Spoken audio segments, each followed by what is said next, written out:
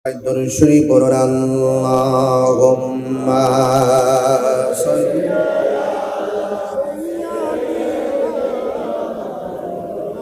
lana Muhammad wa ala alihi maulana Muhammad Allahumma salli Mashallah.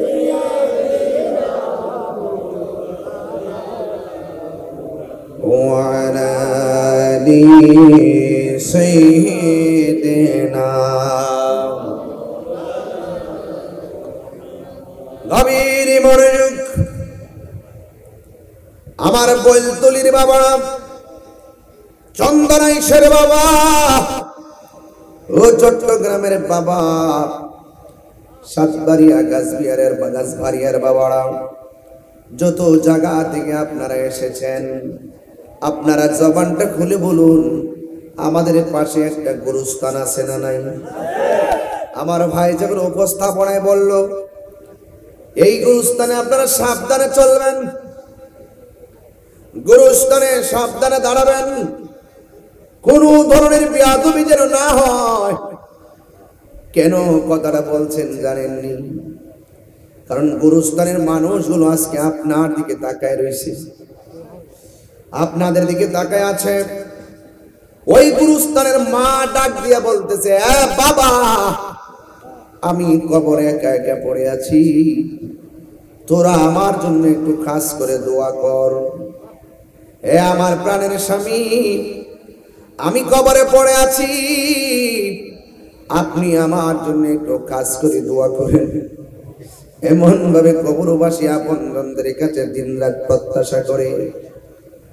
আমার বাবা মানুষ বড় স্বার্থপর, এই মানুষ বড় স্বার্থপর। ভাইকে কবরে নামাই দিয়ে আসলে 5 দিন পরে ভাইকে বলে যায়, বন্ধু বন্ধুকে বলে যায়, আপনজনকে ভুলে যায়। দুনিয়ার রাজনৈতিক যত দল বলবেন দেখবেন রাজনৈতিক পোস্ট নেওয়ার জন্য টাকার প্রয়োজন হয়, রাজনৈতিক পোস্ট নেওয়ার জন্য জনবলের প্রয়োজন হয়, রাজনৈতিক পোস্ট নিতে গেলে বংশগত একটা প্রভাব প্রয়োজন হয়, টাকা দিয়া লবিং করতে হয়, জনগণ দেখায় লবিং করতে হয়। এরপরে আপনি রাজনৈতিক সুবিধা পান।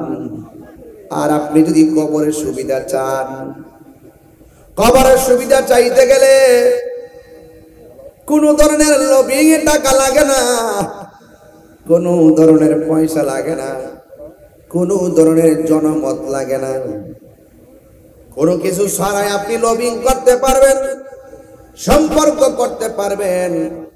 যেই লোকটা আপনার জন্য দুনিয়াতে আসার আগেও কেঁদেছে, যেই লোকটা এই যে বারে রেবেল আওয়াল লিখেছেন, মা আমেনা বলেন আমার বাম পাশ দিয়ে একটা নূরের জ্যোতি বের হয়েছে। আমি দেখলাম সদ্যজাত একটা নূরের পুতুল কপালটারে নাকটারে লাগাইয়া উম্মতের স্লোগান দিয়েছেন, পাথরের আঘাত খাইয়া নবী উম্মতের স্লোগান দিয়েছেন। তায়েফের জমিনে তাগদা তাগদা যুবক আমার নবীরে পাথর মেরেছে। জিবরাইল আলাইহিস সালাম বলছেন, ইয়া রাসূলুল্লাহ, ইয়া হাবিবাল্লাহ, নবী গো একটাবার শুধুমাত্র আমারে অর্ডার দেন, তায়েফের পাথরগুলা দিয়ে যুবকগুলার মাথা ফাটাইয়া ফেলাই। আমার নবী বলে, হ্যাঁ জিবরাইল, আমি তো গজবের নবী না, আমি হইলাম রাহমাতাল লিল আলামিন।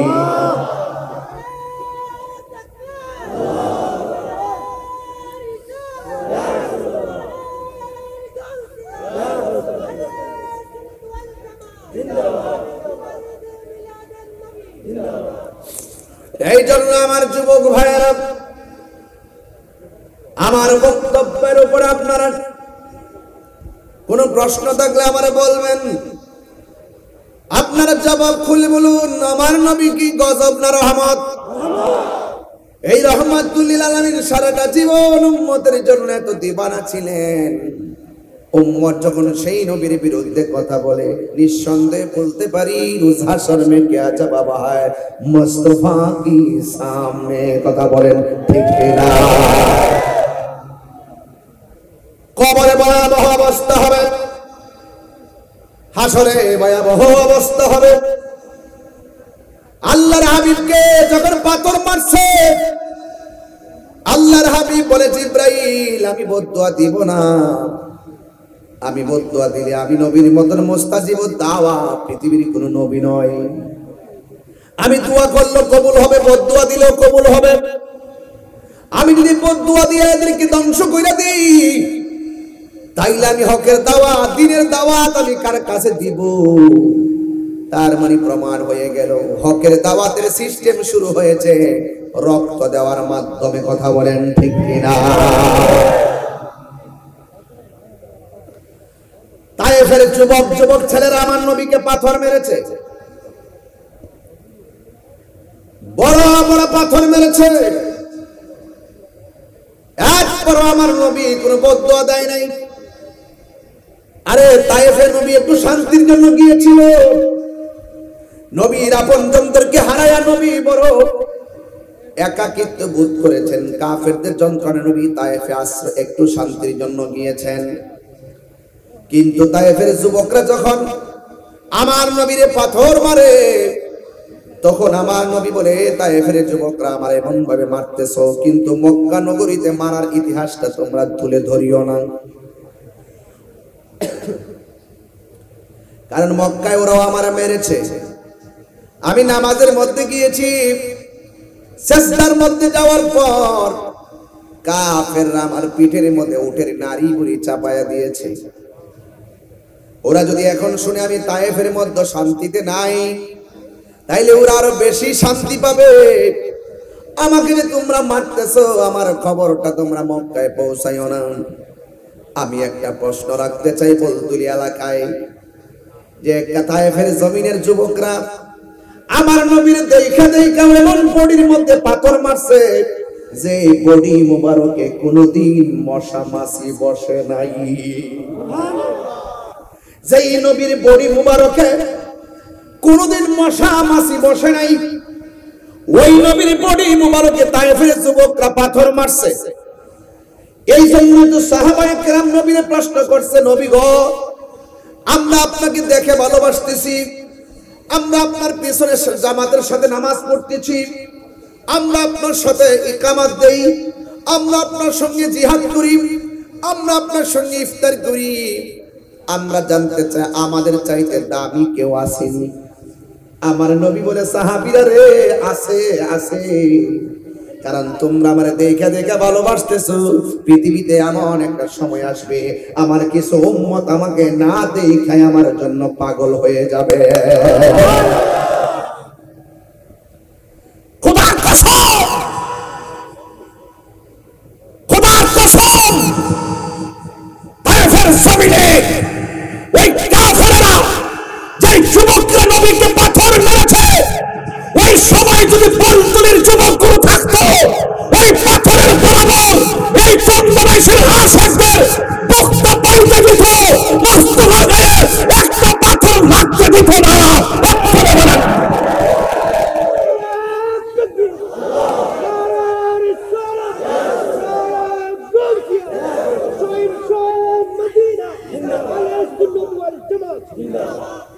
আওয়াজ করবেন আল্লাহু আকবার।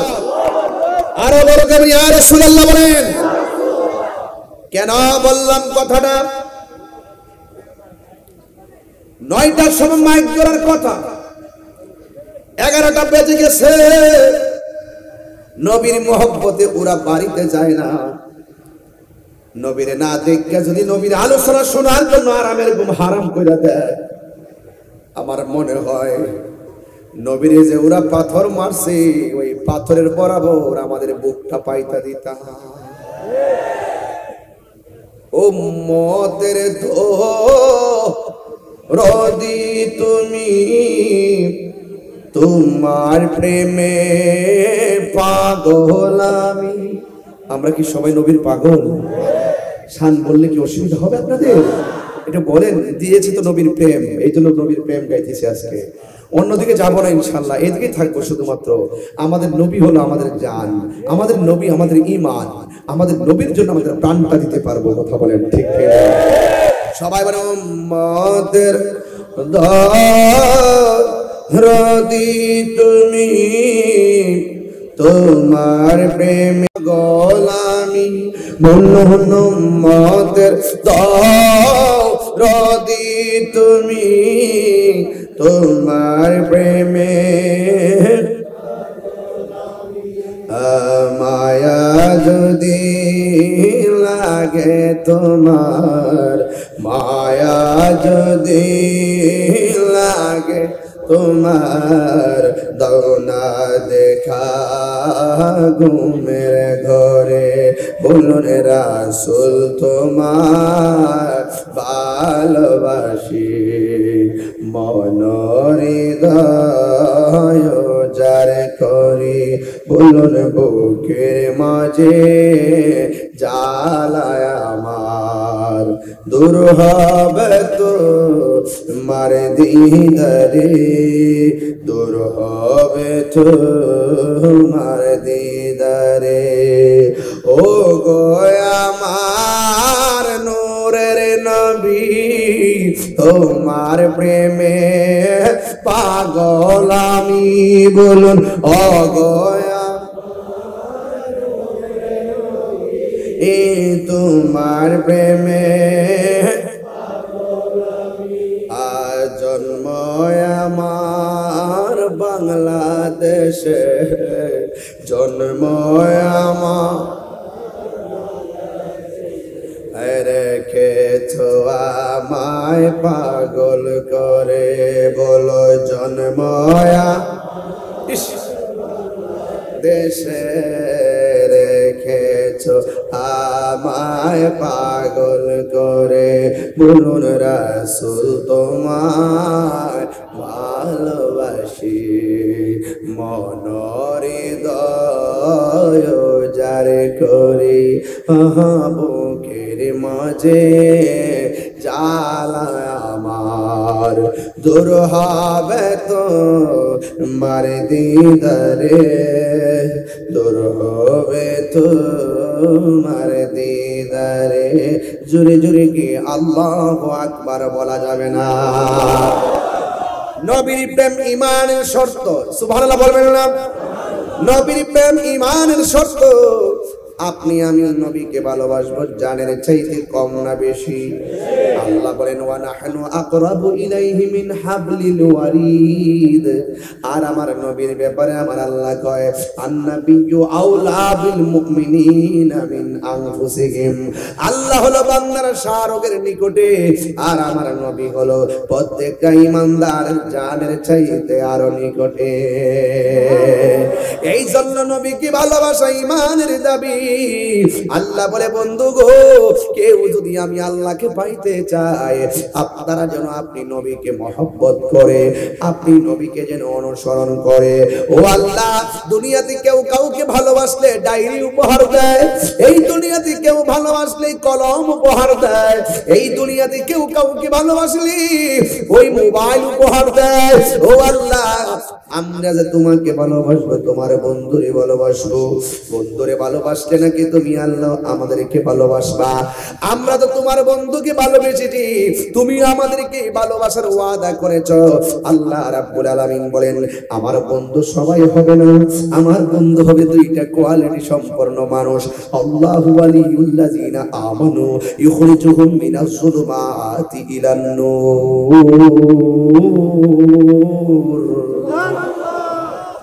আল্লাহ রাব্বুল আলামিন মানে আমার বন্ধু হলো তারা যারা ঈমানদার এবং যারা নেক আমল করে। এরা যদি আমি আল্লাহকে ভালোবাসতে চাই, এরা যদি আমি আল্লাহর প্রতি ঈমান আনতে চাই, আমি আল্লাহকে যারা ঈমান বা মহব্বত করবি, আমার বন্ধুকে মহব্বত করবে, আমি আল্লাহ তাদেরকে বান্দা রাখবো না, আমি আল্লাহ তাদেরকে বন্ধু বানায় নেব। আর আমি আল্লাহ যারা বন্ধু বানায় নেব, তাদেরকে আমি আল্লাহ অন্ধকার থেকে আলোর পথে নিয়ে যাব। কারণ যারা জাহান্নামের দিকে ধাবিত, ভালোবাসার মাধ্যমে আমি আল্লাহ তারে জান্নাতের দিকে নিয়ে যাব। এই জন্য আমার যুবক ভাইরা কি দিয়ে আওয়াজ বুঝাইতাম আল্লাহরে ডাক দিয়ে তুই আল্লাহ তুমি যে আমরারে ভালোবাসবা আমরারে তুমি কি উপহার দিবা এই দুনিয়ায় কত মানুষকে ভালোবাসলে কত ধরনের উপহার দেয় তুমি আমাকে কি দিবা আল্লাহ ডাক দিয়া কয় ওয়ায়াগফির লাকুম যুনুবাকুম ওয়াল্লাহু গফুরুর রাহিম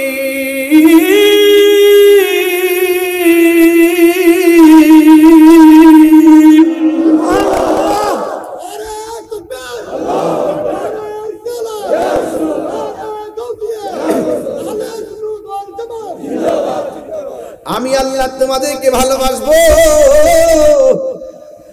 এ বান্দা তোমরা যদি আমি আমার বন্ধু নবীকে ভালোবাসো আমি আল্লাহ তোমাদেরকে ভালোবাসবো আমার ভালোবাসাটা কি জানোনি আমি আল্লাহ তোমাদের জীবনের গুনাহগুলো maaf করে দিব নবী গো তোমার ভালোবাসায় জীবনের গুনাহ ঝরে যায় নবী গো তোমার ভালোবাসায় আল্লাহর ওলি হওয়া যায় আল্লাহুম্মা সাল্লি মাশাআল্লাহ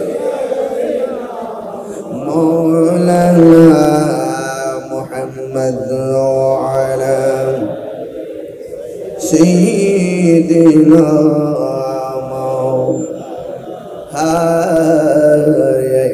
उठा तो पर्दा दिखा दो चेहरा ठीक ना আমরা নবীকে দেখতে চাই কি চাই না আরো জোরে বলো চাই কি চাই না দুই হাত তুলে বলো চাই কি চাই না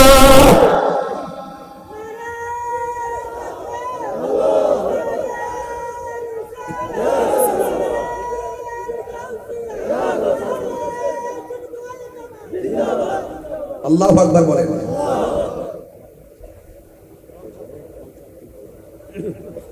আপনাদের কষ্ট হচ্ছে বুঝুন ওয়াজ বুঝতে অসুবিধা হচ্ছে সত্যি করে বলুন আমি কি লাইনের বাইরে কথা বলতেছি প্রত্যেকটা ডকুমেন্টস আছে না নাই একটা কথা আমি প্রসঙ্গের বাইরে বলবো না ইনশাআল্লাহ সালাতুনিয়া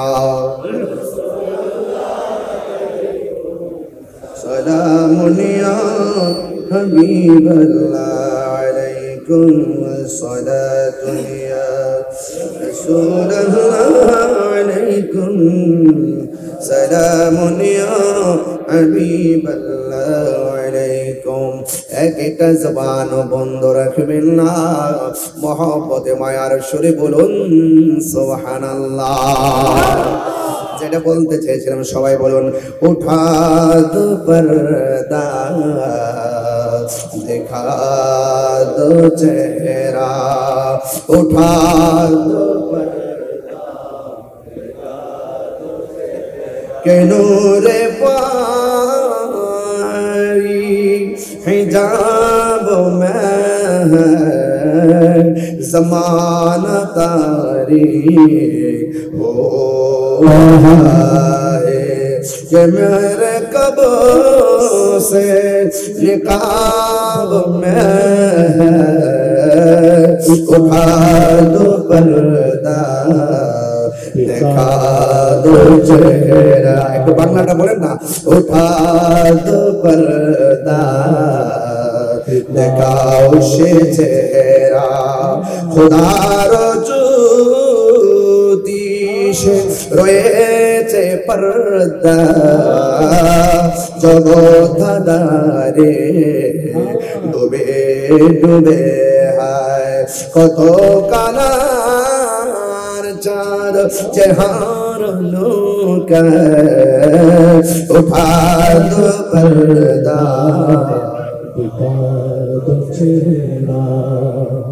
मोहब्बत कन्ना अल्लाहु अकबर এই আওয়াজে মারিনা জোরে কন্না আল্লাহু আকবার আমার নবী আপনার নবী আল্লাহ বলে বান্দা আমার বন্ধু নবীরে ভালোবাসলে আমি আল্লাহ তোমাদের জীবনের গুনাহ maaf করে দিব আপনারা জবানটা খুললে কোন আমাদের গুনাহ আছে না নাই আরো জোরে কোন আছে না নাই যুবক, আমাদের গুনাহ আছে, এমন কিছু গুনাহ করছি আমার মা জানে না, এমন কিছু গুনাহ করছি আমার আপনজন জানে না, এমন কিছু গুনাহ করছি আমার আপনজন কেউ জানে না।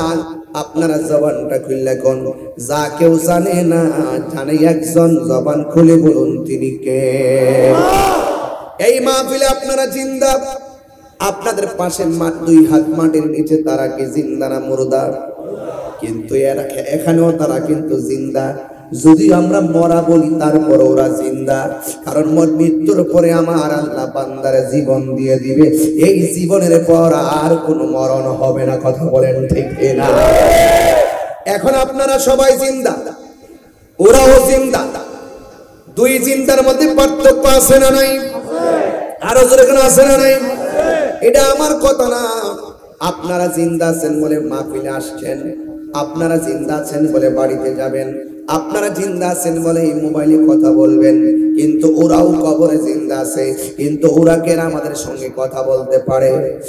এই জন্য আল্লাহ বলছেন, ওয়ামা ইয়াস্তাবিল আহইয়া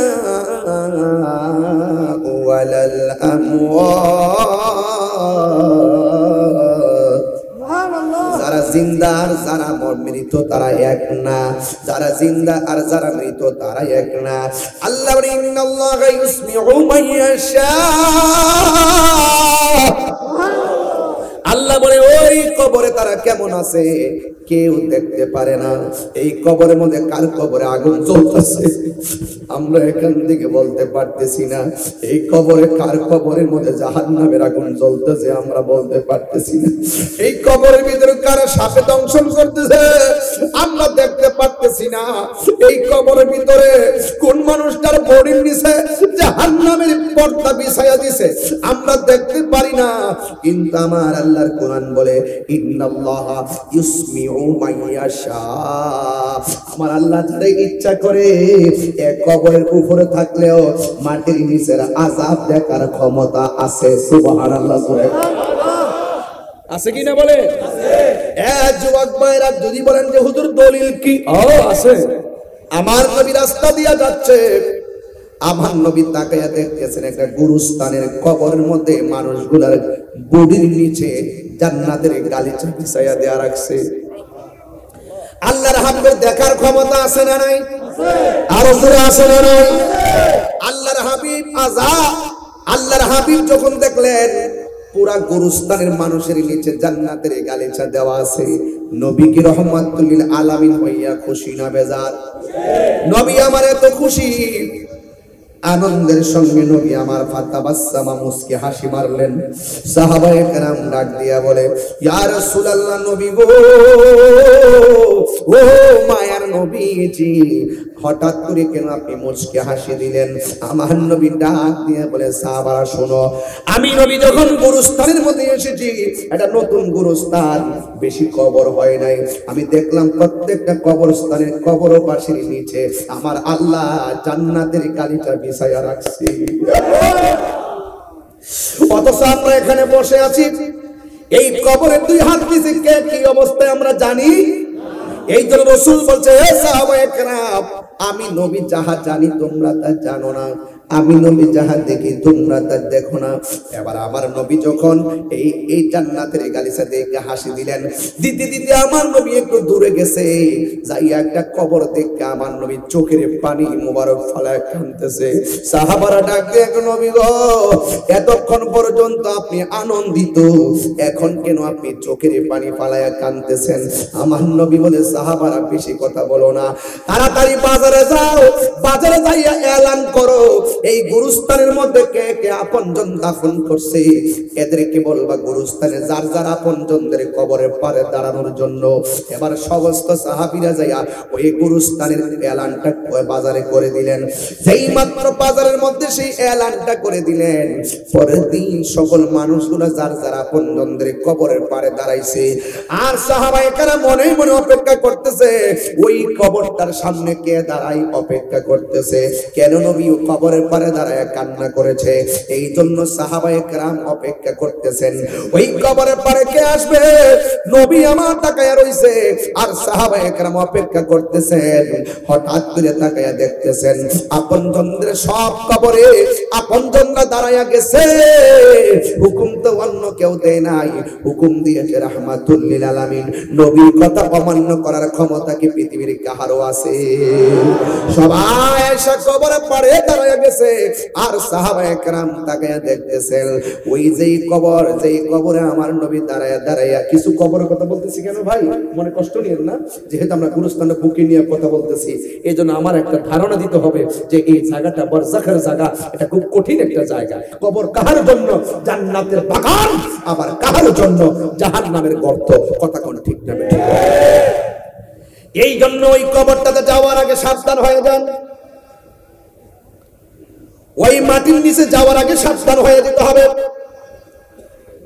দুনিয়ার মানুষ বড় স্বার্থপর, মারা যাওয়ার পর টাকার ভাগ নেওয়ার জন্য পাগল হয়ে যাবে, সম্পদের ভাগ নেওয়ার জন্য পাগল হয়ে যাবে, কিন্তু মরণের কষ্টের ভাগ আর কবরের আযাবের ভাগ পৃথিবীর কেউ নেওয়ার ক্ষমতা নাই। কথা বলেন ঠিক কিনা? আছে। এই জন্য আল্লাহর হাবিব সাল্লাল্লাহু তাআলা আলাইহি ওয়াসাল্লাম ওই কবরের পাড়ে দাঁড়িয়ে রইলেন আর সাহাবায়ে কেরাম অপেক্ষা করতেছেন। সব দাঁড়ানো শেষ হয়ে গেছে আর যেই কবরটা দেখে আমার নবী চোখের পানি ফেলে কান্না করেছেন। আমার নবী তাকায়া দেখতেছেন একটা বুড়া মহিলা ওই লাঠিটার মধ্যে ভর করে করে ওই কবরের সামনে এসে দাঁড়ায়া গেছে। আল্লাহর হাবিব ডাক দিয়ে বলে, মা ও মা গো, এই কবরের পাশে আপনি দাঁড়াইছেন, আমি জানতাম চাই এই কবরটা কার।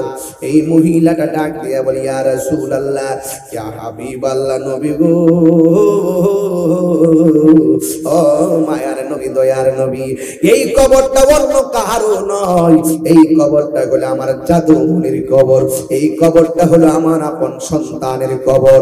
এবার ওই মহিলাটা ওই কবরের পারে যখন দাঁড়াইছে, আমার নবী ডাক দিয়ে কই, মা আপনার সন্তানটা জানেননি কবরে কোন অবস্থায় আছে?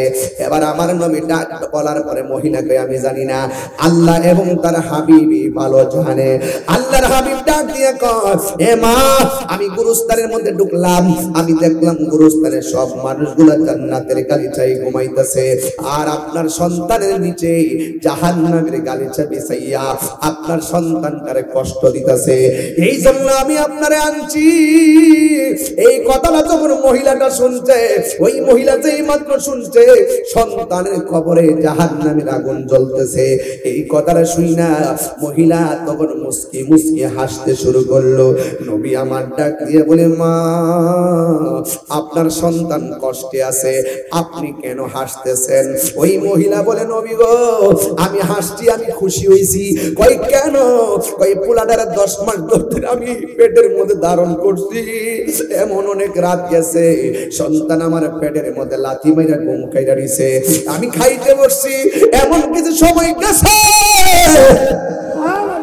আমি খাইতে বসার পর লুকমাটা মুখের মধ্যে দিব, ওই মুহূর্তে আমার পেটের সন্তান পেটে লাথি মারছে, আমার খাওনটা সেকেন্ডে কাইরা লয়ে গেছে, আমি প্লেটের ভাত খাইতে পারি নাই, ঘুমের করে গিয়েছি, ভালো করে আমি ঘুমাইতে পারি নাই। নবী, আমি তারে যখন ভূমিষ্ঠ করতে গেছিলাম, মানুষ বলছে আমি নাকি বেহুশ হয়ে গেছিলাম, অনেক মানুষ মনে করছে আমি মারাই গেছি, এমন ভাবে সন্তানটারে কষ্ট করে পেটে ধরছিলাম। দিনে দিনে সন্তান বড় হইতেছে আর আমি ধীরে ধীরে বুড়া হইতেছি। আমার মনের ভিতরে একটা চিন্তা ছিল, আমার জাদুমণি যদি বড় হয় আমার বুড়া কালে একটু দেখে রাখবো, কিন্তু দেখলাম সন্তান যখন প্রতিষ্ঠা হয়ে গেছে, আমার সন্তান আমাকে মূল্যায়ন করে না, আমার সন্তান আমার খবর লয় না। ও নবী গো,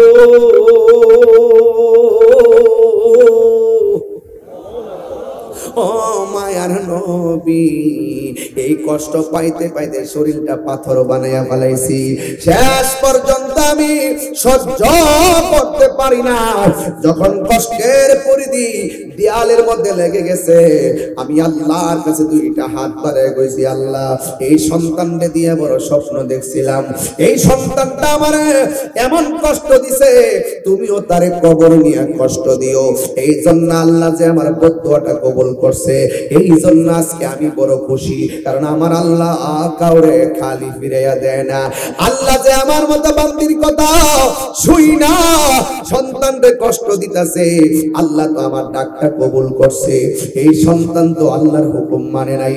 আল্লাহ যে বলছে ওয়া বিওয়ালিদাইনি ইহসানা, মা বাবার সঙ্গে ভালো ব্যবহার করো, কিন্তু আমার সন্তান তো আল্লাহর কথা মানে নাই। আল্লাহু আকবার বলবেন না? আমার সন্তান তো আল্লাহর কথা মানে নাই, আমার কষ্ট দিয়েছে, এই জন্য আমি বদদুয়া দিয়েছি। আর আযাবটা দেখে আমার কাছে বড় শান্তি লাগতেছে, কারণ আমার আল্লাহ বড় মেহেরবান। ওয়া ইলাহুকুম ইলাহু ওয়াহিদুন লা ইলাহা ইল্লা হুয়ার রহমানুর রহিম।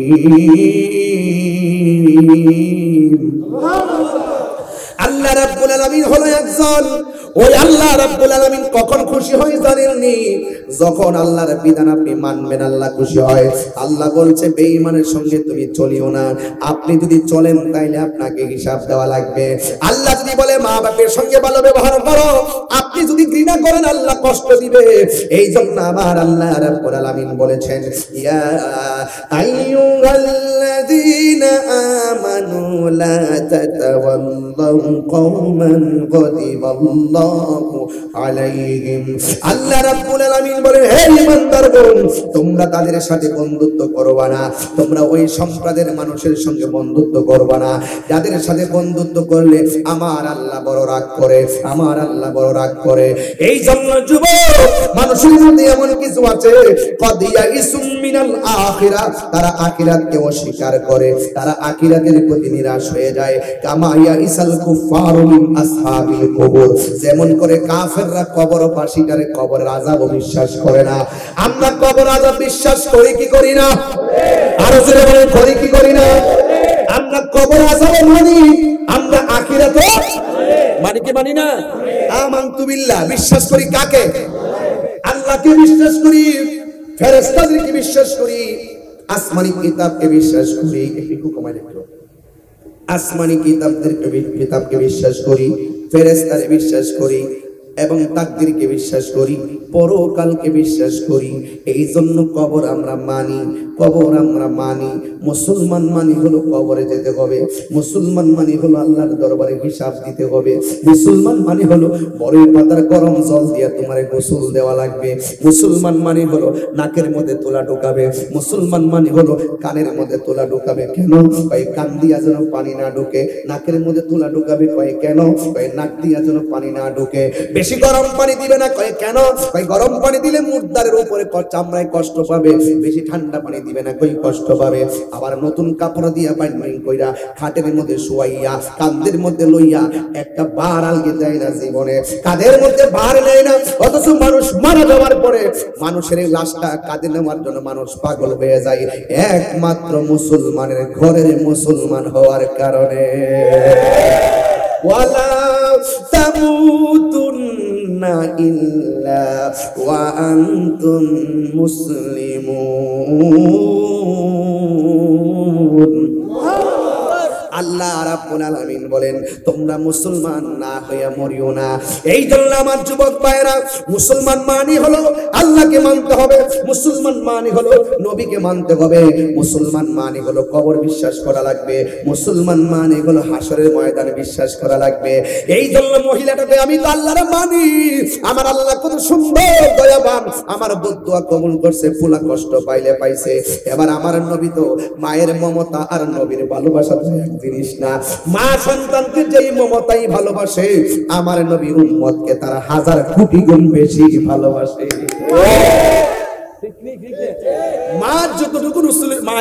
মা যতটুকু পর্যন্ত সন্তানের প্রতি দয়া, রাসূলুল্লাহ ওই উম্মতের জন্য তার চাইতে কোটি গুণ দয়া। ঠিক কি না? আল্লাহ কাহার, আবার আল্লাহ রহমানুর রহিম।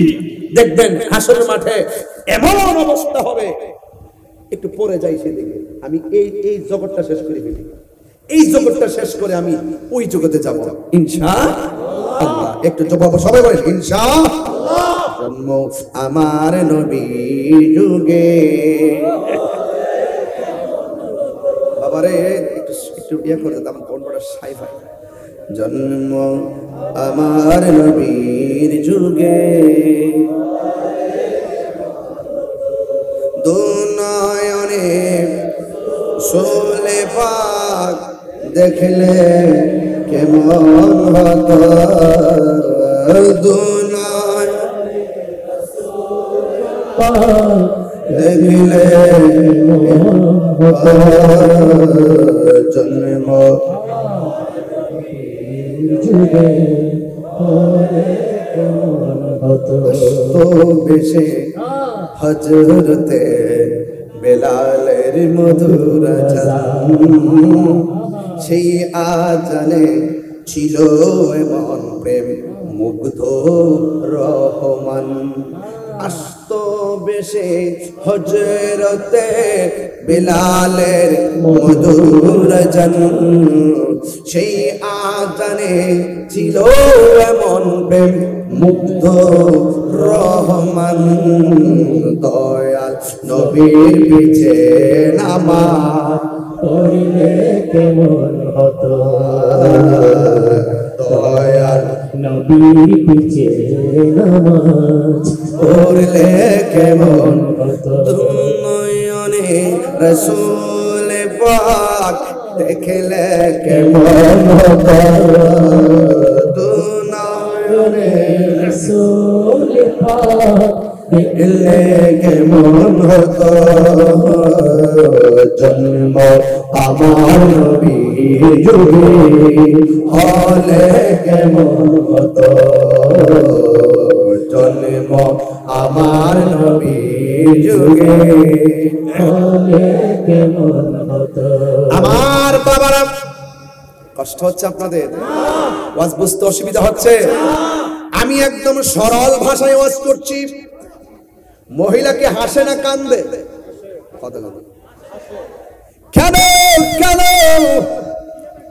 একটা মাত্র কারণে হাসে, সন্তান মারে কষ্ট দিয়েছে, মা বদুয়া দিয়েছে, আল্লাহ যে কবুল করছে এই আনন্দে হাসে।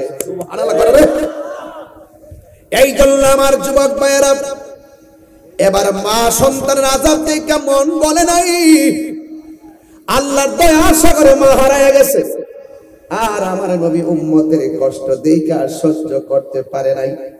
আল্লাহরে ডাক দিয়া বলে, আল্লাহ ও আমার আল্লাহ, এই মহিলা তো কবরের আযাব দেখে না,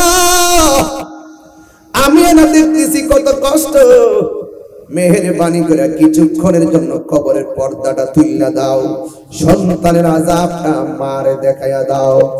আপনারা জবান খুলে বলুন, নবীর দোয়া আল্লাহ কবুল করে কি করে না?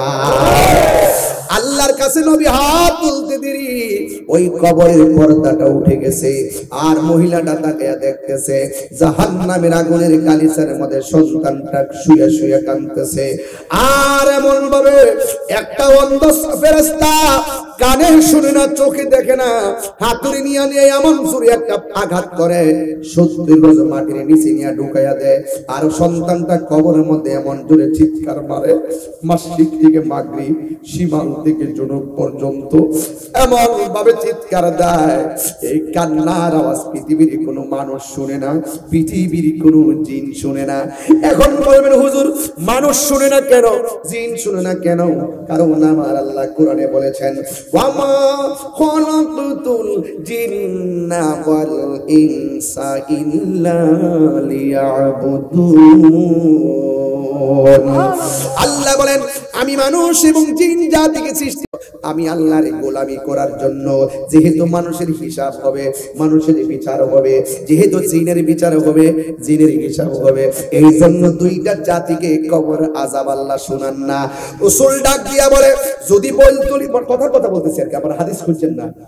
আল্লাহর হাবিব বলেন, ধরেন বলতুলির কবরস্থানে যদি কারো আযাব হয়, এই আযাবের কান্না নামাজ যদি আছে, বলতলির মানুষ এখানে থাকতে পারতেন না। তারা হাউ মাউ করে কবরের মধ্যে এমন ভয়ঙ্কর ভাবে কান্দে।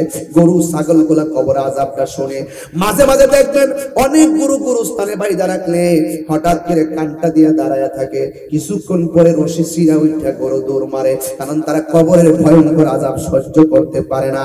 মানুষ যদি কবর আযাব শুনতো, মানুষের কানের পর্দা ফাইটা তারা বেহুশ হয়ে মারা যাইতো। এই জন্য কবরের ভয়াবহ অবস্থা মানুষকে শোনার জন্য সুযোগ দেয় নাই। আল্লাহ ডাক দিয়া বলে, ওয়ামা আনতা বিমুসমিইন মান ফিল কুবুর। কবরের মধ্যে যারা আছে তাদের কান্নার আওয়াজ কেউ শুনতে পারে না। ওই কবরের মধ্যে যারা আছে তাদের কথা কেউ শুনতে পারে না। তবে আল্লাহ যাকে ইচ্ছা করে তাকে শোনার তৌফিক দেয়। এই জন্য আমার নবী ডাক দিয়ে, আল্লাহ কবরের ভিতরটা একটু ওপেন করে দাও। যেই মাত্র মা তাকায়া দেখছে সন্তানটা জাহান্নামের আগুনের মধ্যে পড়ে আছে, ফেরেশতা তারে বাইরাইয়া 70 গজ মাটির নিচে ঢুকাইয়া ফেলাইছে। আরে ভাই রে, মা তো মা, এখন শুনছে আযাব হইতেছে, মন গলে নাই। যখন মা চোখে দেখা ফেলাইছে কবরে পোলাটা কষ্টে আছে, মার আর সহ্য হয় না। আল্লাহরে ডাক দিয়া গে, আল্লাহ ও আল্লাহ,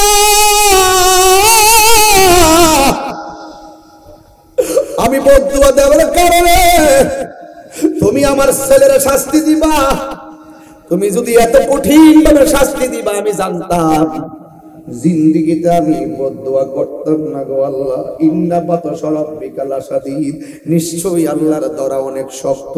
ইন্নাহু হুয়া ইউবদি ওয়া ইউঈদ, ওই আল্লাহ যিনি শুরুর মালিক, তিনি শেষের মালিক।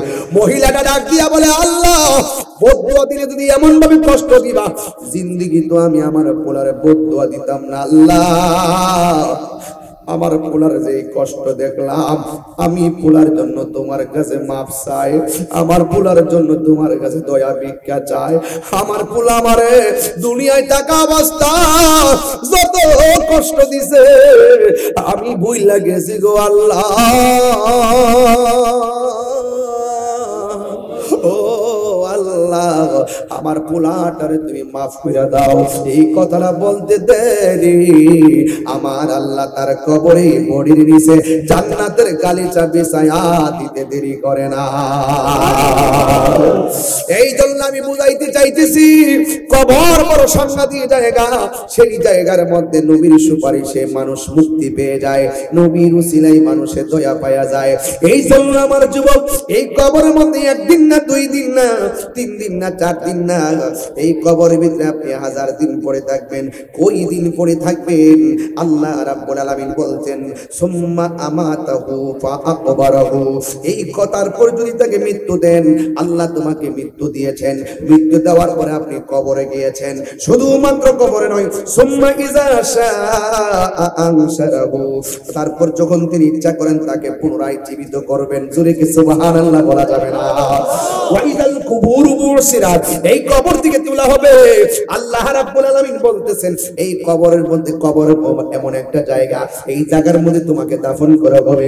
ইনহা খলাকনাকুম ওয়া ফিহা নুঈদুকুম ওয়া মিনহা নুখরিজুকুম তারাতান উখরা, এই মাটি থেকে তোমাকে সৃজন করা হয়েছে, এই মাটিতেই তোমাকে দাফন করা হবে, এই মাটি থেকেই তোমাকে তোলা হবে। সুবহানাল্লাহ। 1 দিন, 2 দিন, 3 দিন, 1000 দিন, কোটি দিন এই কবরস্থানে বলতলিতে পড়ে থাকবে। হাই রে, 20 বছর কবরস্থান না, কত বছর হয়েছে বাবা? 400 বছর আগের গোরস্থানের মাসে আসে আমি ওয়াজ করতে আইলাম। 400 বছর আগে যে এই মানুষটা কবরে গেছে, 400 বছর পর্যন্ত লোকটা কবরে পড়ে আছে, সুখে কিনা দুঃখে আছে আমি জানি না।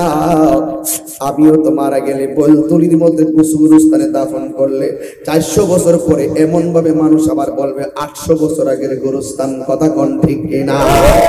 এইভাবে পরে থাকবেন। আল্লাহ কই, আমিন হা নুখরিজুকুম তার মারাতান উখরা, এই কবর থেকেই বান্দাকে উপরে তোলা হবে। কখন তোলা হবে একটু আলামত আছে।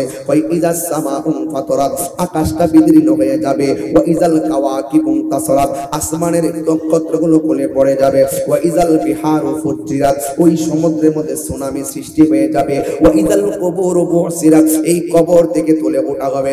আলিমাত নাফসুম মা কদ্দামাত ওয়া আখারাত, পূর্বের পরে সবগুলো তাকে অবগত করানো হবে। এই কবর থেকে মানুষ উলঙ্গ অবস্থায় একটা ময়দানে উঠবে। ওই ময়দানটার নাম হলো হাসরের ময়দান। একবার আয়েশা সিদ্দিকা রাদিয়াল্লাহু তাআলা আনহা ডাক দিয়া বলে, ইয়া নবী গো, ইয়া রাসূলুল্লাহ, নবী গো, ও মায়ার নবীজি, আপনি যে বললেন হাসরের ময়দানে, আপনি যে বললেন হাসরের ময়দানে মানুষ উলঙ্গ অবস্থায় উঠবে, ইয়া রাসূলুল্লাহ, নবী গো, একজন মানুষ আরেকজনে দেখতে বালাইব, একজনের লজ্জাস্থান আরেকজনকে লজ্জাস্থান দেখবে, এটা কেমন লজ্জার মাঠ হবে গো নবী?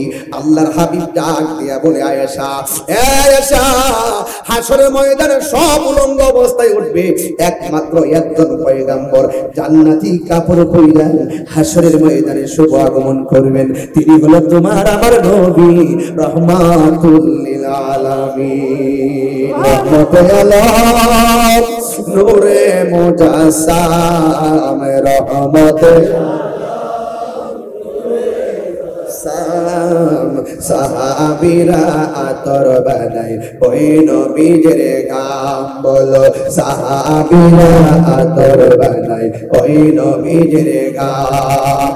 চিনো জানো মানো কেমন আমার নবীজি, যাহার প্রেমে পাগল চক্র তারকারাজি।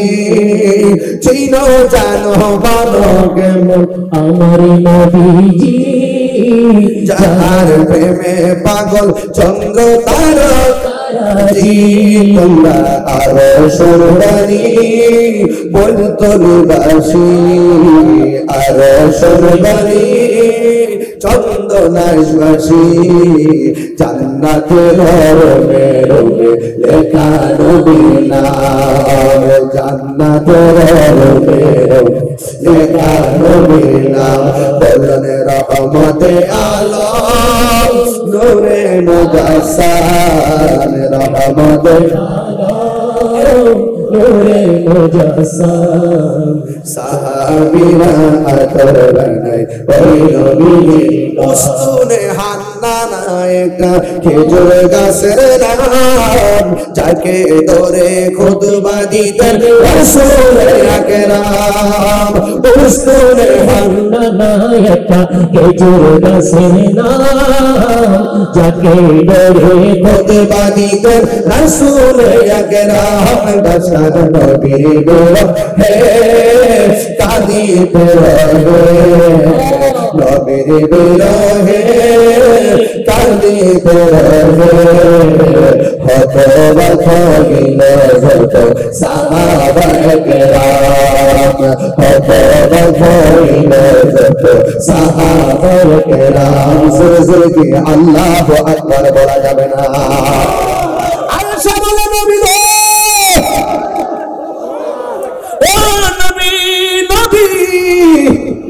আপনি বললেন হাসরের ময়দানে মানুষ উলঙ্গ অবস্থায় উঠবে, একজন আরেকজন লজ্জাস্থান দেখে ফেলাইব, কেমন মাঠ? আমার নবী বলে, আয়েশা রে, ও আয়েশা, না রে না, না রে না, হাসরের ময়দানে যারা উঠবে একদম মাথার 8 বিঘা দুপুরে সূর্যটা থাকবে রে বাবা, সূর্যটা 12টা মুখ লইয়া মাথার খলির মধ্যে তাপ মারবে। ভাতের মার যেমন করে টকবক টকবক করে পড়ে ছিটে ছিটে, রোদ্রে তাপ লাইগা মাথার মগজগুলো ছিটে ছিটে পড়বে রে। একদম সবার ঘাড় ভেঙে দেওয়া হবে। কবর থেকে কেউ বরাবর তাকায়া উঠবে না, কবর থেকে গাঁটটা পাকা করে দেওয়া হবে। এমন ভাবে উঠবে, উঠে উঠে হাসরের ময়দানে সবাই সবাই একত্র হবে। ওই হাসরের ময়দানটা হবে সিরিয়া শামে। ওই জায়গার ভিতরে মানুষ একত্রিত হবে। যেই ময়দানে একত্রিত হবে ওই ময়দানের মাটি হবে তামার মাটি। ওই মাথার উপরে যেই সূর্যটা লাগবে তামার মধ্যে সূর্য লাগলে একদম গরম হয়ে যাবে। উপরে সূর্য নিচে তামার মাটি। আল্লাহু আকবার কয় না রে। এমন মাটি, ওই মাটির মধ্যে দাঁড়ানো বড় কষ্ট হয়ে যাবে। আমার নবী আপনার নবী বলে ওই মাঠে যদি কোনো মা সন্তান প্রসব করে ওই ময়দানের গরমের কারণে মা সন্তানের মায়া ভুলে যাবে, নিজে নাফসি নাফসি বইলা সন্তানের পেটের মধ্যে দাঁড়ায়া যাইব। এমন একটা ময়দান হয়ে যাবে। ওই ময়দানে মানুষ নাফসি নাফসি বলে কাঁদবে আর নিজের শরীর থেকে ঘাম ঝরবে। ঘাম যার গুনাহ যেমন হবে তার ঘাম তেমন হবে। কেউ গেরা পানির মধ্যে সাঁতার কাটবে। দুনিয়ার আগুনটা যতটুকু গরম ওই সাঁতারের পানিটা 70 গুণ গরম হবে আগুনের চাইতে। এমন গরম পানির মধ্যে পা রাখবে। কেউ গেরা পানিতে সাঁতার কাটবে। যার গুনাহ যেমন হবে পানি তেমন ঝরবে। কেউ কোমর হাঁটু পানিতে সাঁতার কাটবে, কেউ কোমর পানিতে সাঁতার কাটবে, কেউ গলা পানিতে সাঁতার কাটবে। পোল্ট্রি মুরগি মেশিনে দিলে যেমন করে পাখাগুলো ছিঁড়ে যায়, মানুষের হাসরের ময়দানে গরম পানির কারণে পায়ের হাড্ডি থেকে গোশতগুলো আলাদা আলাদা হয়ে যাবে। সন্তানের সামনে দিয়ে মা চলে যাবে কিন্তু সুপারিশ করতে পারবে না। মায়ের সামনে দিয়ে সন্তান যাবে, বলবে আমি তোরে চিনি না। আমার নবী আপনার নবী ডাক দিয়ে বলেন উম্মত হাসরের ময়দানে 7 শ্রেণীর মানুষকে আমার আল্লাহ আরশে আজিমের নিচে ছায়া দিয়ে দিবে। আর জোরে জোরে কন্যা সুবহানাল্লাহ। 7 শ্রেণীর মানুষকে আল্লাহ রাব্বুল আলামিন হাসরের ময়দানে মাথার উপরে ছায়া দিবে। 1 নম্বর হলো আদেল, সমাজের মধ্যে যে ন্যায় বিচার করে। আজকে সমাজের ভিতর ন্যায় বিচার নাই। বিচার দিলে শুধুমাত্র ঘুষের কাজ কারবার। কথা বলেন 3 বার বলেন ঠিক কিনা? আর জোরে বলুন ঠিক কিনা? আর বড় করে বলুন ঠিক কিনা? সমাজে ঘুষ আছে না নাই? ঘুষের কারণে সমাজের সুন্দর ব্যবস্থার বিলোপ হয়ে গেছে। কথা কোন ঠিক কিনা? এই জন্য যুবক, এই জন্য সেইগুলাকে উদ্ধার করা লাগবে। এই জন্য বাবা ঘুষ খাওয়া যাবে না। আর রাশি ওয়াল মুরতাশি কিলাহুমা ফিন্নার। যেই বাটপারে ঘুষ খাইব, যেই বাটপারে ঘুষ দিব, দুটোই জাহান্নামের আগুনের মধ্যে জ্বলবে। ওই জন্য হাসরের ময়দানে কোনো ঘুষ চলবে না। আমার নবী আপনার নবী বলেন হাসরের ময়দানে সব মানুষ যদি নাফসি নাফসি করবে ওই কঠিন মুসিবতের সময় মানুষের উপরে আরশে আজিমের ছায়া দিবে। এর মধ্যে 1 নম্বর হলো যারা ন্যায় বিচারক। সমাজের মধ্যে কিছু ন্যায় বিচারক আছে না নাই?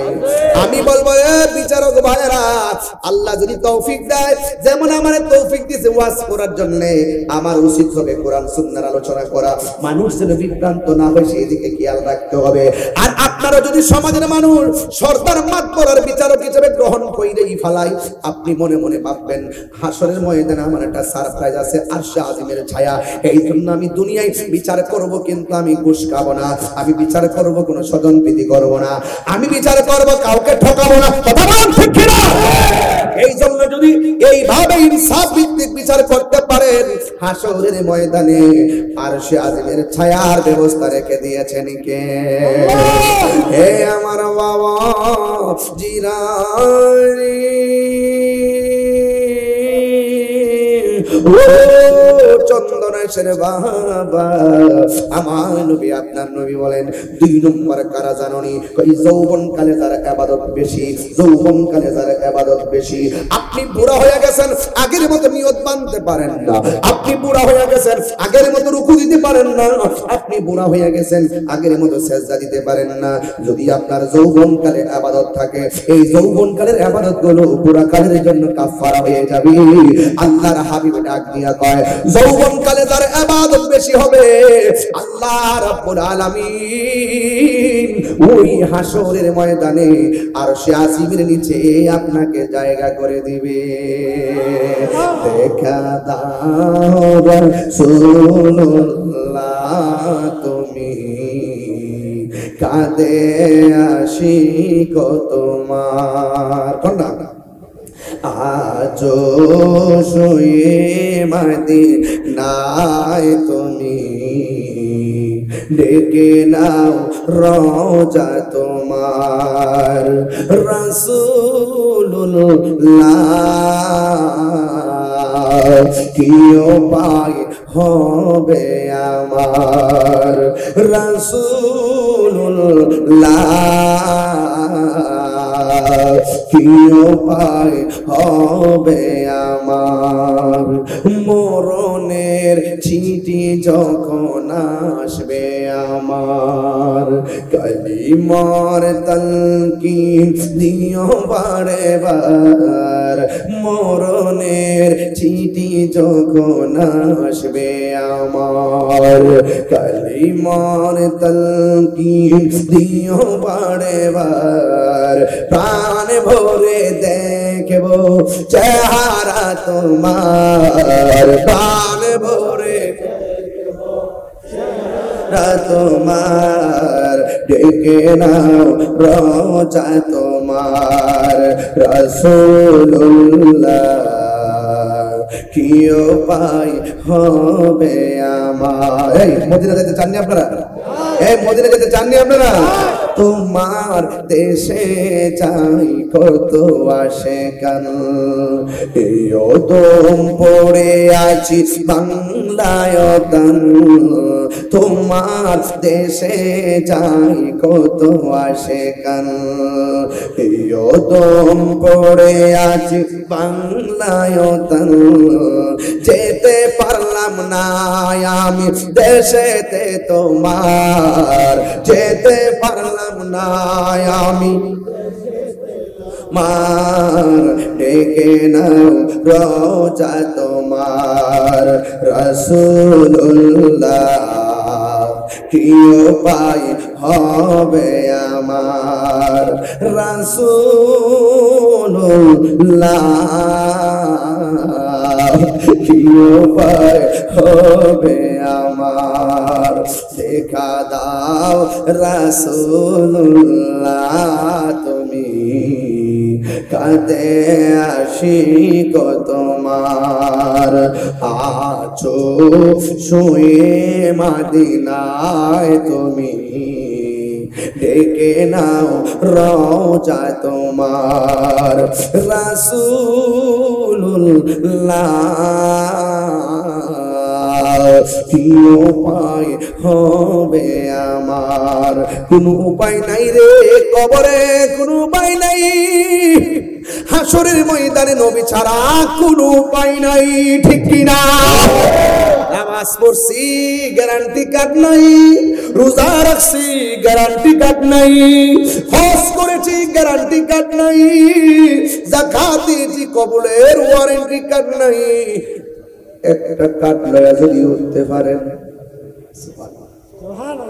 একটা কার্ড নিয়ে যদি উঠতে পারেন আমরা কিছু না শুধু নবী পাকের প্রেমের গোলাম জোরে কোনা সুবহানাল্লাহ মদিনার গোলামি ও মুর্শিদি মোরে মদিনার গোলামি আমায় দে মদিনার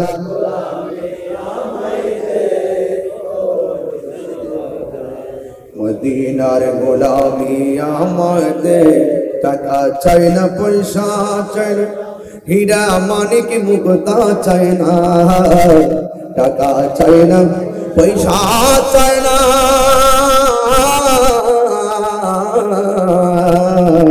টাকা চাই না পয়সা চাই না হীরা মানিক মুক্তা চাই না ভাঙ্গা কপাল জোড়া লাগাই দে ও মুর্শিদ মোরে মদিনার গোলামি মদিনার গোলামি এ ও মুর্শিদ মোরে মদিনার গোলামি আমায় দে এই পাগলের কত বাসনা বারবার যাব সোনার মদিনা জোরে কি সুবহানাল্লাহ বলেন না স্বপ্নে আয়েশা দিদার নসিব পে ও মুর্শিদ মোরে মদিনার গোলামি আমায় দে সবাই সবাই মদিনার গোলামি আমায় দে ও মুর্শিদ মোরে মদিনার গোলামি আমায় দে আল্লাহু আকবার রে কি দিয়ে ওয়াজ বুঝাবো নবী আমার বলে 7 শ্রেণীর মানুষকে আল্লাহ আরশে আজিমের নিচে ছায়া দিবে 1 নম্বর হলো ন্যায় বিচারক 2 নম্বর হলো যৌবনে যার ইবাদত বেশি 3 নম্বর হলো নামাজের জন্য তার মনটা দেওয়ানা জিকিরের জন্য তার মনটা ফানা মসজিদের জন্য তার মনটা বেকুল জোরে কন্না সুবহানাল্লাহ আমার দেশের কিছু মুরব্বি আছে কি না কিছু কিছু মুরব্বি মানুষ আছে আহা হ্যাঁ বন্ধু ওই মুরব্বি মানুষ দেখবেন ফজরের নামাজের আযান যখন হয় আসসালাতু খায়রুম মিনান নাওম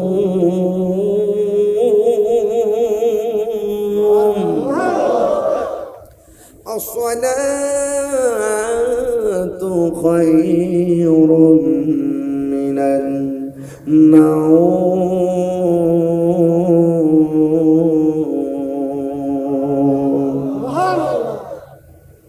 তখন ওই বয়স্ক মানুষটা আস্তে আস্তে বিছানা থেকে উঠে চাচি জিজ্ঞাসা করে কি ব্যাপার জান কই শুনছো না আজান হয়েছে মসজিদে যাই আরো তো আধা ঘন্টা আছে একটু পরে যান না দূর শুয়ে থাকলে লাভ হইব শীতের মধ্যে ফুসকুনির মধ্যে নাইমা কাটলার মধ্যে উঁচু কইরা গায়ের মধ্যে একটা শাল দিয়া চাদর মুড়াইয়া কোন রকম লুঙ্গিটা একটু উপরে বাইন্দা লুঙ্গিটা বাইন্দা এমনি ধইরা আস্তে আস্তে করে মসজিদের মধ্যে জায়গা আর যাওয়ার সময় পরে গফুরুর রহিম নাম তোমার আল্লাহ ও আল্লাহ মুরব্বিদের জিকির মারহাবা বল না আমার আব্বা তো মারা গেছেন 6 বছর আগে আমার আব্বা দেখছি সব সময় গজলটা গাইতো সব সময় গুনগুন করে গাইতো আমরা শোনাইতো একটু ভিতরে রাখতো আর কি মনে বড় আশা ছিল মদিনা মনে বড় মদিনা সালাম আমি করব গিয়ে সালাম নবীজির যাই মনে বড় আশা ছিল যাব মদিনা আরব সাগর পাড়ি দিব সঙ্গে নাই মোর তরি পাখি নই তো উড়ে যাব ডানাতে বর করি আমার আশায় আছে সম্বল নাই আশায় আছে সম্বল হাই করি কেউ মনে বড় আশা ছিল যাব মদিনা কাফেলাতে কে যাও তুমি কে যাবে তোরি সঙ্গে করে দাও গো আমায় একটু দয়া করি যাতে টান কিনা কাফেলাতে কে যাও তুমি কে যাবে তোরি সঙ্গে করে নাও গো আমায় একটু দয়া করি সঙ্গে যদি না নাও মোরে গিয়ে মদিনাতে আমার সালাম পৌঁছে দিও আমার সালাম পৌঁছে দিও নবীজির যায় মনে বড় আশা ছিল যাব মদিনা মনে বড় আশা ছিল যাব মদিনায় সালাম আমি করব গিয়ে সালাম আমি করিব ইয়া রাসূলুল্লাহ নবীজির মনে বড় আশা ছিল যাব মদিনায় মনে বড় আশা ছিল যাব রে আমার নবী বলেন, আপনার নবী বলেন 2 নম্বর হলো যারা নামাজের যারা যারা যৌবনে যারা ইবাদত বেশি। 3 নম্বর হলো 3টা কোয়ালিটির একটা মানুষ। 1 নম্বর মসজিদের জন্য দিওয়ানা, 2 নম্বর জিকিরের জন্য ফানা, 3 নম্বর হলো আল্লাহ পাকের ইবাদতের জন্য মশগুল। ভাত না খেয়ে থাকতে পারে, এক ওয়াক্ত নামাজ না পড়লে অস্থির হয়ে যায়। কথা কোন ঠিক? এমন অনেক মানুষ আছে ঘুমের কারণে ফজর নামাজ ছুটতে গেলে সকালবেলা রাগারাগি করে, আমার ডাক দিলি না কি লেগা। এই সমস্ত মানুষের জন্য আল্লাহ রাব্বুল আলামিন হাসরের ময়দানে আরশে আজিমের নিচে ছায়া দিয়ে দিবে। চিৎকার মেরে বলল আল্লাহু আকবার। জিকির শুনতে ভালো লাগে কি লাগে না? আর জোরে বল লাগে কি লাগে না? এবার আমার নবী আপনার নবী বলেন 4 নম্বর বলো, 4 নম্বর বলো তার সামনে গুনাহ আছে। যেমন মনে করেন একটা মেয়ের দিকে বলাইছে, মেয়েটার দেখার পরে মন চাইতেছে তার গায়ের মধ্যে টাচ করবে, কিন্তু মেয়েটা একা টাচ করার সম্ভাবনা আছে, কিন্তু মেয়েটাও বাঁচতে পারবে না। কিন্তু ছেলেটা মেয়েটার গায়ের মধ্যে টাচ দিতে যাইয়া মনে মনে ভাবতেছে আমারে তো কেউ দেখে না, আমার একজন দেখে। জবান খুলে বলেন তিনি কে? মদের বোতলটা হাতের মধ্যে নিছে, মদের বোতলটা হাতের মধ্যে লইয়া ও যুবকের দল ঘরের দরজা লাগাইছে, ঘরের জানালা লাগাইছে। ডানে কেউ নাই, বামে কেউ নাই, সামনে কেউ নাই, পিছনে কেউ নাই। মদের বোতলটা হাতের মধ্যে লইয়া মদের বোতলের উপরে বাইন্ডিংটা খুলছে, খুললা যেই মাত্র মুখের মধ্যে দিবে, ওই মুহূর্তে ছেলেটা মনে মনে কয় আমারে কেউ দেখে না, আমারে তো আল্লাহ দেখতেছে। আমার নবী বলে এই দুনিয়াতে জিনার সুযোগ পাইছে, জিনা করে নাই। সুদ খাওয়ার সুযোগ আছে, সুদ খাই নাই। ঘুষ খাওয়ার সুযোগ আছে, ঘুষ খাই নাই। চুরি করার সুযোগ আছে, চুরি করে নাই। ডাকাতি করার সুযোগ আছে, ডাকাতি করে নাই। মা বাপরে কষ্ট দেওয়ার সুযোগ আছে, এরপর কষ্ট দেয় নাই। আল্লাহর ডরে পাপ কাজ ছাইরা দিছে। রাসূল ডাক দিয়া কয় দুনিয়ার জমিনে যারা আল্লাহর ভয়ে গুনার কাজ ছাইরা দেয়, আমার আল্লাহ তাদের জন্য আরশে আজিমের নিচে ছায়া দিয়ে দিবে। আর জোরে জোরে কন্যা সুবহানাল্লাহ। এই জন্য আল্লাহ বলেন ওয়ালিমান খাফা মাকাম রাব্বিহি জান্নাতান। আল্লাহ রাব্বুল আলামিন বলেন যারা আল্লাহকে ভয় কইরা গুনার কাজ ছেড়ে দিবে, আল্লাহ রাব্বুল আলামিনকে ডরায়া যারা গুনাহ থেকে বিরত থাকবে। আরে ভাই একটা কথা বইলা দিয়া যায়, গুনাহ আর একটা কথা বইলা দিয়া যায়, নেকির কাজ না করেন কিন্তু গুনার কাজ করেন না, গুনাহ থেকে বাঁচা থাকেন, দেখবেন আস্তে আস্তে আপনি মসজিদের মেহমান হয়ে যাবেন। নেকি করেন আর না করেন কিন্তু গুনার কাজটা করেন না। এই গুনাহ থেকে যদি ফিরে থাকতে পারেন, একদিন দেখবেন আল্লাহ আপনাকে বান্দা থেকে বন্ধু বানায় নিচ্ছে। আল্লাহর এই ক্ষমতা আছে না নাই? আর যারা আছে না নাই? এই জন্য যুবক আপনাদেরকে অনুরোধ করে বলে দিয়ে যাই, আল্লাহ রাব্বুল আলামিন বলে দিয়েছেন ওয়ালিমান খাফা মাকাম রাব্বিহি জান্নাতান। আমি আল্লাহকে যারা ভয় করবে, আমার আল্লাহ রাব্বুল আলামিন বলে আমি ওই মুত্তাকি বান্দাকে একটা জান্নাত আমি দিব না, আমি আল্লাহ মুত্তাকি বান্দাদেরকে 2টা জান্নাত দিয়ে দিব। জোরে কোন কয়টা জান্নাত? শুধুমাত্র 2টা জান্নাত না, আল্লাহ আরো বলতেছেন আমি আল্লাহ তার একটা নদী দিব। নদী, এই নদীর হাওয়া যখন গায়ের মধ্যে লাগবে তখন তার গায়ের মধ্যে প্রেমের দোলা লাগবে, তার মাথার মধ্যে প্রেমের দোলা লেগে যাবে। ওয়াবাশশিরিল্লাযীনা আমানু ওয়া আমিলুস সালিহাতি আন্না লাহুম জান্নাতিন তাজরি মিন তাহতিহাল আনহার। শুধুমাত্র নদী দিতাম না, আল্লাহ বলতেছেন ইন্নালিল মুত্তাকিনা মাফাসান হাদাইকা ওয়া আ'নাবা ওয়া কাওয়াইবা আতরাবা। আল্লাহ রাব্বুল আলামিন আল্লাহকে ভয় করবে, আমি আল্লাহ তাদেরকে জান্নাতের ভিতরে অসংখ্য আঙ্গুর ফলের বাগান উপহার দিয়ে দিব। এই জন্য আল্লাহকে ডরাইয়া যারা গুনার কাজ চাইরা দেয়, এদেরকে আমার আল্লাহ আরশে আজিমের ছায়া দিয়ে দিবে। এই হলো 5 নম্বর। 6 নম্বর হলো আল্লাহ রাব্বুল আলামিন হাবিব বলতেছেন 6 নম্বর হলো আল্লাহর জন্য জন্য কেউ কাউকে ভালোবাসলো, নবীর জন্য কেউ কাউকে ভালোবাসলো। আমি আপনাকে ভালোবাসি, টাকার জন্য ভালোবাসি না। আমি আপনাকে ভালোবাসি, নেতা হওয়ার জন্য ভালোবাসি না। আমি আপনাকে ভালোবাসি, কোটিপতি হওয়ার জন্য আপনাকে ভালোবাসি না। আমি আপনাকে একমাত্র ভালোবাসি আমার নবীর জন্য। আরো জোরে জোরে বলুন সুবহানাল্লাহ। যুবক ভাইরা আমার, হাসরের ময়দানে আমার নবী বলেন, আল্লাহ এরা কে গো? হাত দিয়া নিজের চেহারার রক্ত মাংসগুলা গোশতগুলা টাইনা খুলতেছে।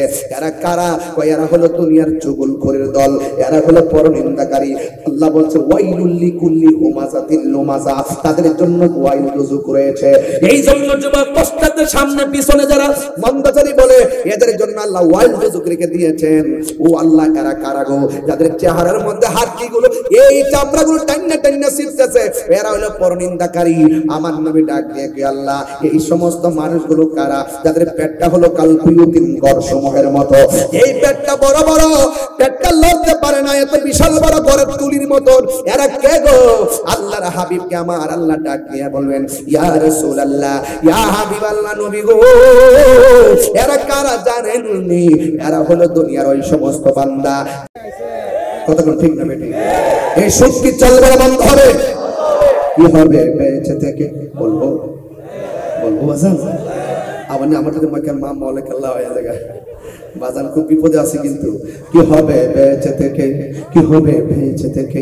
অযথা বিদ্যা শিখে যদি না করতে পারি শুধুমাত্র সমাজটাকে। হাত তুলে বলতে, হাত তুলে বলতে হবে। আমি যখন এইভাবে বলবো, এইভাবে বলবো, ওই দিন বলে দেখেছি কোন জায়গায় আসছিলাম, আমার আয়ব আলী এই চন্দ্রের সব দাওয়াত তার সাথে যোগাযোগ করবেন, দেখবেন সহজ হয়ে যাবে। আয়ব তাকিনি না, আরে আয়ব খুব সুন্দর ভাবে যোগাযোগ মেনটেন করে, মাশাআল্লাহ। কি হবে বেঁচে থেকে? কি হবে বেঁচে থেকে? অযথা বিদ্যা শিখে যদি না করতে পারি মাদকমুক্ত সমাজটাকে। নেশা করবেন? নেশা করবেন? কি হবে আকাশ ছোঁয়া বিলাসবহুল বাড়ি গাড়ি, না খেয়ে কত মানুষ পরপারে দিচ্ছে পারি। আজরাইল আসবে যবে মাটিতে পড়ে রবে, আজরাইল আসবে যবে মাটিতে পড়ে রবে, কোনো কাজে লাগবে না তোর বিল্ডিংটাকে। কি হবে বেঁচে থেকে? অযথা বিদ্যা শিখে যদি না করতে পারি সুজমুক্ত সমাজটাকে, যদি না করতে পারি ইয়াবা মুক্ত সমাজটাকে, যদি না করতে পারি জোয়ারি মুক্ত সমাজটাকে। খেলা হয় ইন্ডিয়া, জোয়ারি খেলে বাংলাদেশে। কেসিনো কেসিনো কেসিনো আসেনি রে, ওদেরকে চলবে না, বন্ধ হবে। হাত তুলে বলে চলবে না, বন্ধ হবে। এই দেশে জোয়ারি চলবে না, মদ চলবে না, গাঁজা চলবে না, ইয়াবা চলবে না, ফেন্সি চলবে না, সুদ চলবে না, ঘুষ চলবে না, চুরি চলবে না, ডাকাতি চলবে না, দুর্নীতি চলবে না। এদের বিরুদ্ধে যদি যুব সমাজ সুখী দাঁড়ায় 24 ঘন্টার ভিতরে জোয়ারি বন্ধ করা সম্ভব না। এরপরও যদি আপনারা খান, ওই হাসরের ময়দান আছে, হাসরের ময়দান বিচার হবে কর্ম অনুসারে। আমরা এলাকা থেকে গান গাইতাম, গান গাইতাম, নো ইম্পসিবল, প্রশ্নই আসে না।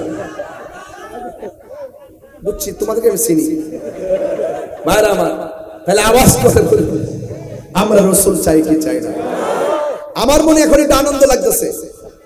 কেন বলবো?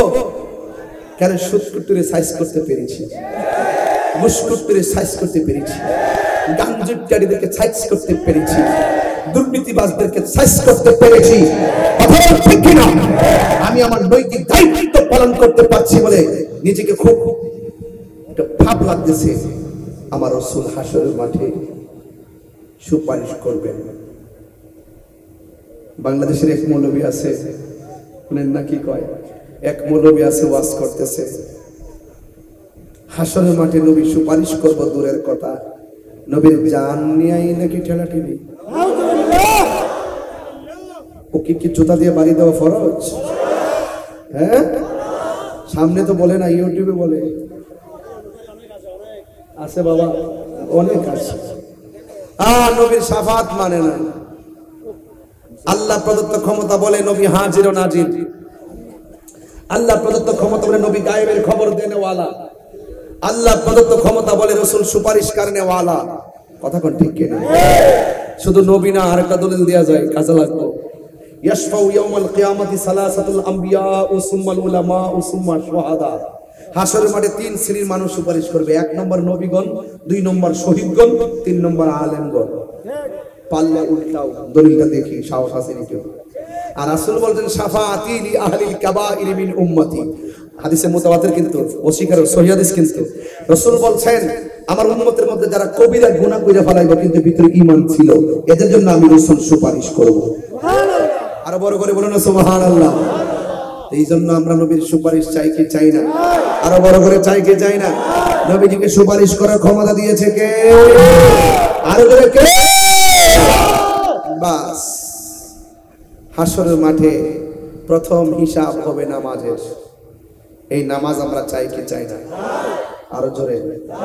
আবার আরেক শ্রেণীর মানুষের গায়ের মধ্যে জাহান্নামের আগুনের শিকল লাগানো থাকবে।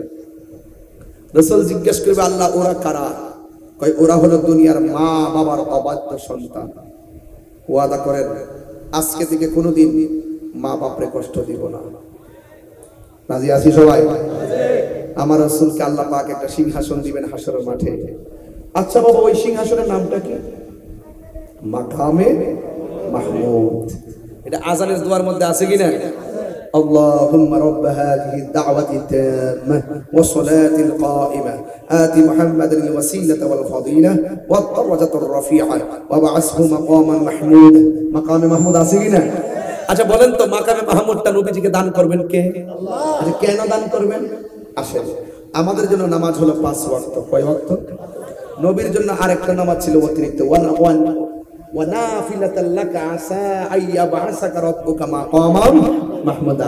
ওই তাহাজ্জুদ নামাজের বদৌলতে আল্লাহ পাক নবীজিকে একটা সিংহাসন দিবে। ওই সিংহাসনের নাম হলো মাকামে মাহমুদ।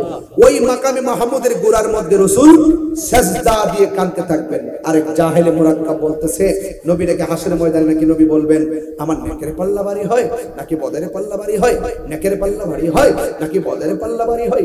এখন কিন্তু তারা একটু লুকায়ে গেছে, কারণ তাদেরকে প্রোটেকশন যারা দিত এরা ভাগন্তিতে আছে। একটা বিয়াদ্দব আছে, এটা এখন ইসরায়েলের ভিতরে আছে। এই বিয়াদ্দবটাই ওদেরকে ফাইলা রাখছে। বারবার বলছিলাম, সতর্ক করছিলাম, কথা কোন ঠিক না বেঠি? এই বিয়াদ্দবটা ওই গ্রুপটারে ফাইলা রাখছিল। আমি বলছিলাম যে এই সময়টা আসতেছে, তোরা সামনে কথা বলতে পারবে না। আমি দেখছি যে তারা যাই না ওই বাহিরের এজেন্ডা বাস্তবায়ন করতে যাইয়া ইসলামটার ভিতরে বাপ দশা লাগাই দিচ্ছে। কথা বলে ঠিক